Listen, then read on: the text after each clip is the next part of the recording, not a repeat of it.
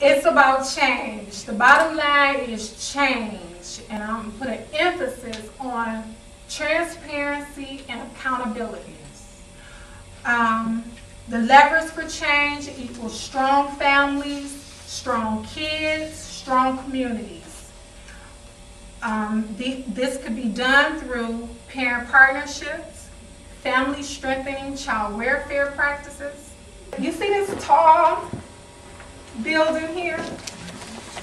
This, what I'm showing you here is, I pulled this information from the Administration for Children and Families. And it's a part of region, Michigan is a part of Region 5, and I only have 3 here, Illinois, Michigan, and Ohio. But if I'm not mistaken, Indiana and Wisconsin also fits in this region. This one here represents, this tall blue one here, it represents neglect for Michigan. Their neglect, child maltreatment is over 80%.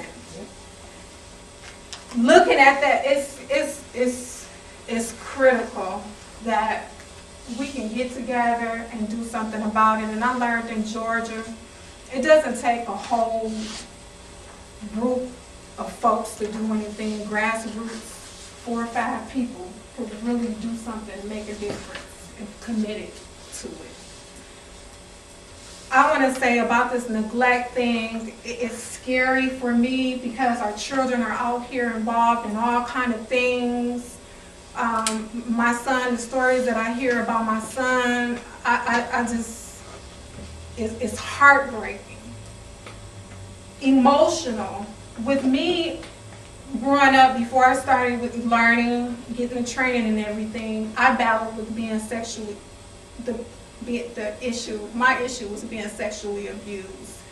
And so I thought this was like the worst of it, but then I find that it's actually emotional abuse.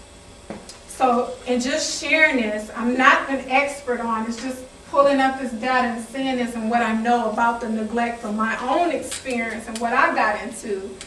I got Dr. Jeffrey Williams that could speak with us with regards to child welfare, and I'll let him educate us on this data here and possibly give us some tips and stuff on what we can do in getting started.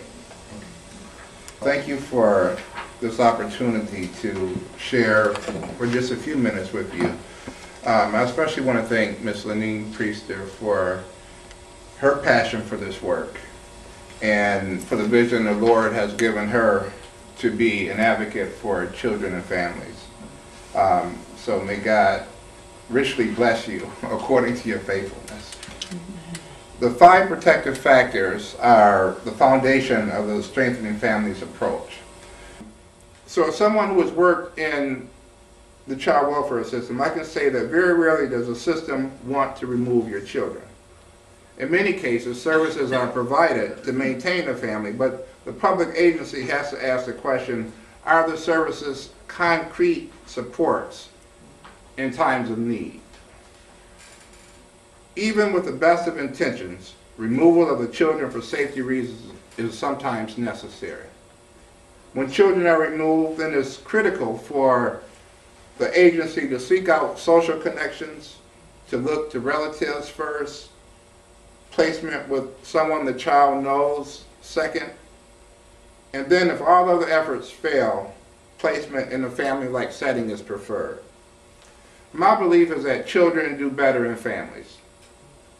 And if their own families are not able to care for them, then safely placing the children with foster parents is the next option.